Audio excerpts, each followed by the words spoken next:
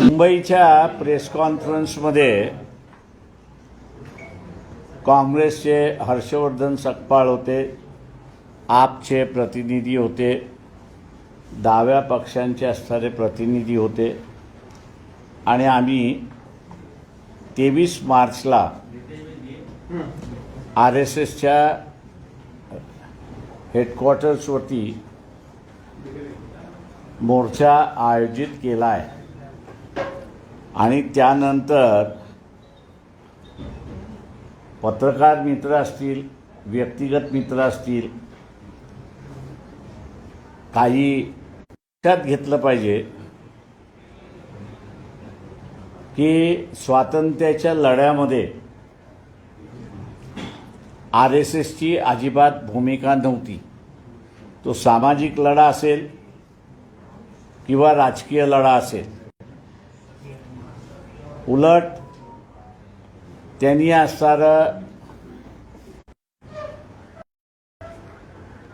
की नरेंद्र मोदी पंतप्रधान हे पूर्णपणे कॉम्प्रोमाइज झालेले आहेत आणि कॉम्प्रोमाइज झाल्यामुळे त्यांनी देशाच्या विरोधात निर्णय घ्यायला त्या ठिकाणी सुरुवात केलेली आहे. एस्टीम फाईलमध्ये नरेंद्र मोदी यांचं नाव आलंय आणि त्यांनी देशाचं सार्वभौम हे एका प्रकारे किंवा त्याने अमेरिकेसमोर घाण ठेवलंय अशी असणारी परिस्थिती आहे. आणि म्हणून आपण बघत असाल की या खाडी युद्धामध्ये भारतावरती सार्वभौम नाही तर आमची सत्ता आहे, आम्ही सांगू तेच भारत करेल असं दाखवण्यासाठी अमेरिकेने भारताला म्हणजे नरेंद्र मोदी याला मुभा काय दिली तर रशियाकडून तुम्ही असणारं तेल विकत घेऊ शकता. म्हणजे अगोदरचे आदेश की बंद करा, आत्ताचे आदेश तुम्ही विकत घेऊ शकता.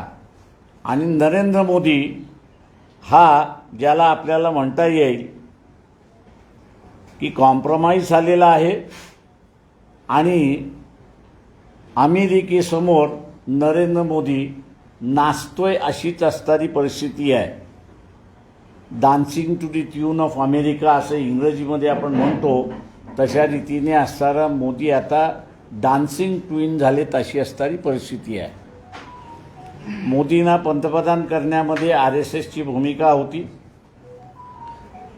47च्या कालावधीमध्ये RSSने काहीच भूमिका घेतली नाही. आजही आपल्याला दिसतंय की एसटीच्या फाईलमध्ये 10-10, 12-12, 15-15 वर्षांच्या मुलामुलींशी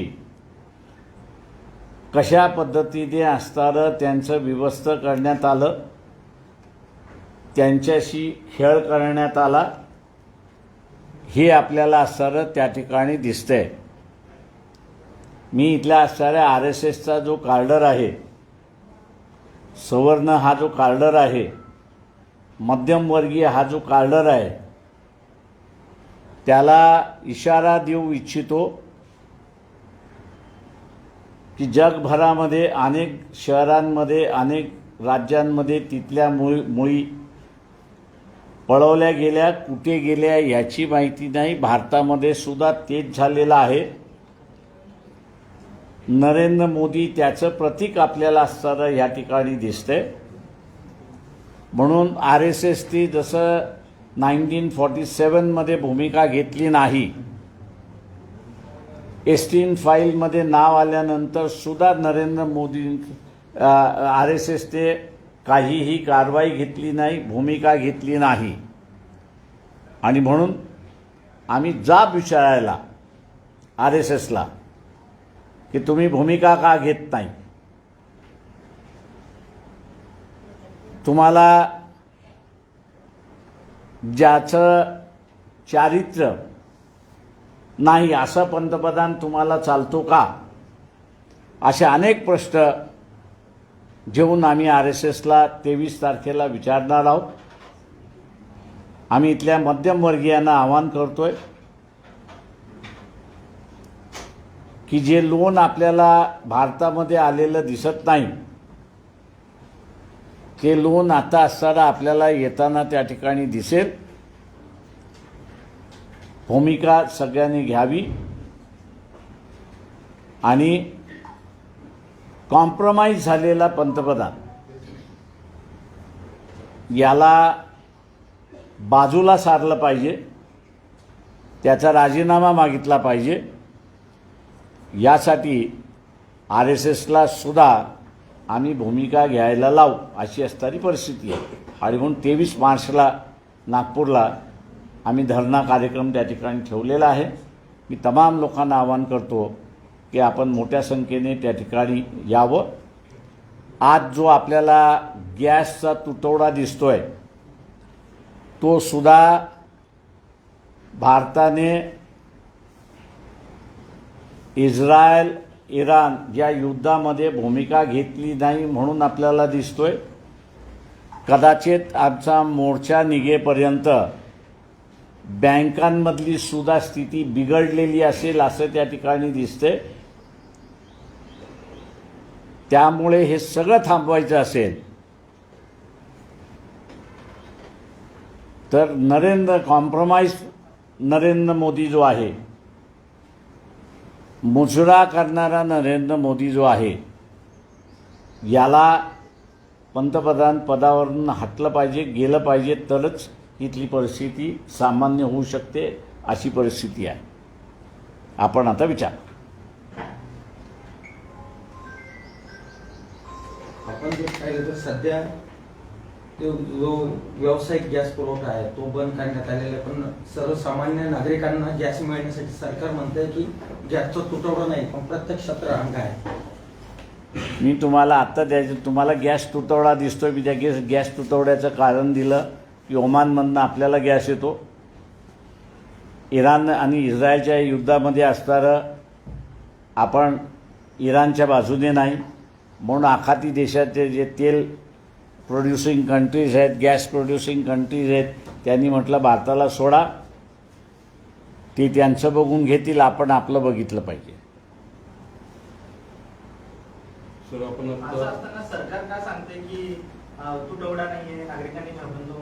माझं म्हणणं असं आहे की अजून तुटवडा वाढवला की लोकांनी असणारं भारतीय जनता पक्षाच्या कार्यालयाचं, कार्यकर्त्याचं, आमदाराचं, नगरसेवकाच्या घरी जाऊन तुम्हाला आम्ही सत्ता दिली, तुम्ही आम्हाला गॅस दिला नाही, पण आता तुम्ही सकाळ दुपार संध्याकाळ आम्हाला जेवायला घाला, हे आंदोलन सुरुवात केलं पाहिजे. सर, तुम्ही मुजरा मोदी म्हटले तर पण भाजप तर म्हणतो असे काही फाईल नाहीये, पुरावे नाही. विरोधी पक्षाने तर नुसते आवाही उठवत आहे. हो ना, म्हणूनच असणारा अमेरिकेला इशाऱ्यावरती नाचतात आहेत. तेल कधी खरेदी करायचं असेल तर करतो, बंद करायचं असेल तर बंद करतो. अजून काय पुरावा पाहिजे? मुजरा मोदी म्हटलं त्यानंतर तीव्र भावना दुखावलेल्या होत्या. आज तुम्ही डान्सिंग क्वीन आहे म्हणतात. हो, डान्सिंग क्वीन आहे ना. अमेरिकेसमोर डान्सिंग क्वीनच आहे तो. त्यांनी म्हटलं नाच तर नाच, थांब तर थांब, विकत घे तर घे. सर, एकीकडे इराण जे आहे तर ते चायनाला आणि बांगलादेशला ऑइल पुरवत आहे, गॅस देत आहे, मात्र भारताला देत नाही. याबद्दल काय? मी तेच तर तुम्हाला म्हणालो की तुमचे संबंध तुम्ही बिघडवले. इराण आणि इस्रायलच्या युद्धामध्ये आखाती देश हे तुमच्याबरोबर राहिलं, इस्रायल तुमच्याबरोबर राहिलं नाही. आणि युद्धामध्ये तुम्ही असणाऱ्या भूमिकाच घेत नाही आहात. कोणाच्या बाजूने आहात ते मुंबईला आंदोलन झालं, तिथं राहुल गांधीला तुम्ही बोलवलं होतं, ते आले नाही, तर नागपूरच्या आंदोलनात येतील का? त्यांना काही निमंत्रण? काँग्रेसचे अध्यक्ष हर्षवर्धन सकपाळ बैठकीला होते. आता त्यांनी ठरवायचं आहे, त्यांच्या अध्यक्षाला बोलवायचं की न बोलवायचं. त्यांनी बोलवलं तर आमचं स्वागत आहे. एकीकडे बांगलादेशमध्ये हिंदूवर अत्याचार होतो म्हणून बांगलादेशच्या विरोधात भाजप प्राण पेटवते. त्याच बांगलादेशला 5,000 टन डिझेल आपण सप्लाय करतो. आपल्याकडे आणीबाणीचं परिस्थिती असणार सुद्धा. हो, आता हे 5,000 गॅस पुरवावा उद्या ते अमेरिकेने सांगितलेलं असेल तर आश्चर्य मानू नये.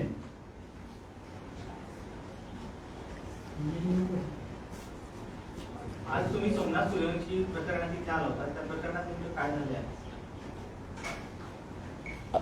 त्या प्रकरणातली सुनावणी आज झाली. कारण का आम्ही असताना मागणी करत होतो की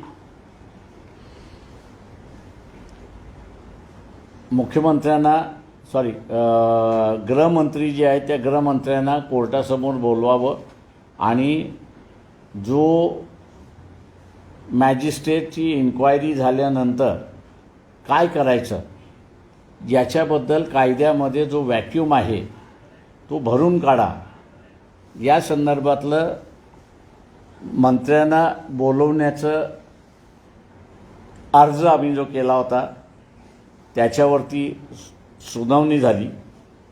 मेन पिटिशनमध्ये ते घ्यायचं की न घ्यायचं याच्यावरती सुनावणी झाली. ऑर्डरसाठी क्लोज झालेली आहे. ती ऑर्डरसाठी क्लोज होईल. काय आदेश येतो ते आपण बघूया कोर्टाचा. जनतेला ब्रिटिश धरण्याचा प्रयत्न सरकारचा आहे का? कारण असं म्हटलं जातं एसटी फाईल आहे ते प्रकरण दाबण्यासाठी पेटवलं गेलं. तिथं अजाणित लोकांना त्रास होतोय. लोकांना दिशाभूल करण्याचा प्रयत्न त्याला म्हणता येईल का? पूर्णपणे एस्टीन फाईलमध्ये नाव आलंय. माझं म्हणणं असं आहे की मी इथल्या असणारा हा जो मध्यमवर्गीय आहे या मध्यमवर्गीयाला सांगू इच्छितो की खोट्या नॅरेटिव्हमध्ये अडकू नका. आता हा जो सगळा मध्यमवर्गीय दुर्दैवाने 80% हा सवर्ण आहे आणि त्याला असं सांगितलं जाते की मोदी हे एकमेव आहेत की ते आपल्या समाजाचं जातीचं वर्चस्व हे कायम ठेवतील आणि म्हणून आपण मोदीच्या पाठीमागे उभं राहिलं पाहिजे असं जे नॅरेटिव्ह सांगितलं जातं आहे. या सगळ्या मध्यमवर्गीयांना माझं आव्हान आहे की याच्यावरती अजिबात विश्वास ठेवू नका. मोदी तसं काही करू शकत नाही. पण धोक्याचा इशारा म्हणून असणारा देतो. एस्टीन फाईलमध्ये सगळ्यात मोठं सेक्स रॅकेट आहे हे असणारं लक्षात घ्या. सेक्शुअल ब्लॅकमेलिंग झालेलं आहे हे लक्षात घ्या. तेव्हा उद्या भारतातल्या मुली या पळवापळवी करायचं झालं, आतासुद्धा पळवल्या जातात नाही असं नाही, पण त्या मुली पळवल्या ज्या जातात आहेत त्या लग्नासाठी पळवल्या जात आहेत. ते सेक्स रॅकेटमध्ये पळवण्याचा जो प्रकार आहे मी नाकारत नाही त्याला, पण तो नगण्य अशी परिस्थिती आहे. पण उद्या हे उच्चभ्रू वर्गामध्ये रॅकेट सुरुवात झालं तर या मध्यमवर्गीय त्याचा मोठा बळी होईल हे त्यांनी लक्षात घेतलं पाहिजे. एका बाजूला एक्सप्लॉयटेशन आणि दुसऱ्या बाजूला स्वतःची इब्रत अशामध्ये अडकलेला हा जो मध्यमवर्गीय आहे मी त्याला असं म्हणेन की देशाची इब्रत ही स्वतःची इब्रत अशा रीतीने वागून आपण असणारा या मोर्चामध्ये सहभागी व्हा असं आवाहन मी त्या ठिकाणी करतोय. सर, हरदीप पुरी ने लोकसभा में कहा है कि हमारे पास जो है पर्याप्त कच्चा तेल है और डीजल और पेट्रोल गैस की देश में कोई किल्लत नहीं है. एस्टीन फाइल में जिसका नाम आया है उस पर क्या विश्वास रखें? एक बार 17 बार उनका नाम उसमें है. हालांकि उन पर तो केस होना चाहिए कि आपके पास एम्बेसी है, एम्बेसडर है, अधिकारी है. आपको जिस देश से बात करना है आप एम्बेसडर के माध्यम से बात कर सकते हो, एम्बेसी के माध्यम से बात कर सकते हो. आपने ये स्टीम को क्यों इस्तेमाल किया, इस पर भी आपकी इन पर कार्रवाई होनी चाहिए। तो इन पर ये जो आप मंत्री बने हुए हैं, इन पर विश्वास किसी ने रखना नहीं चाहिए, क्योंकि ये झूठ बोल रहे हैं। मुख्य चुनाव आयुक्त ज्ञानेश्वर कुमार के खिलाफ महाभियोग प्रस्ताव लाने के लिए विपक्ष बड़ी तैयारी में। दोनों सदनों में विपक्षी सांसद इस मसले पर एकजुट हो रहे हैं, इसके ऊपर क्या है? अच्छी बात है, स्वागत है ये। Thank you. चलिए।